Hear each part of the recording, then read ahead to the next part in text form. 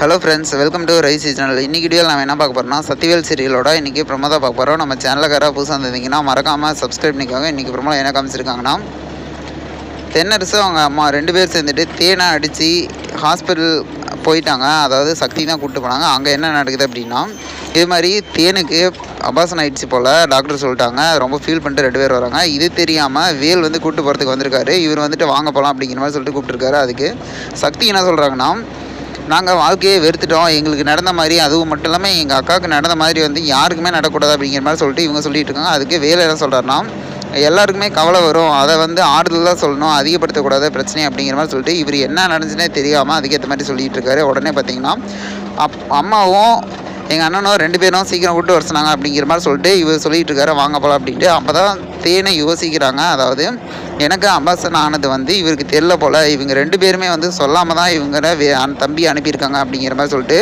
இவங்க நினச்சி ஃபீல் பண்ணிகிட்டு இருக்காங்க.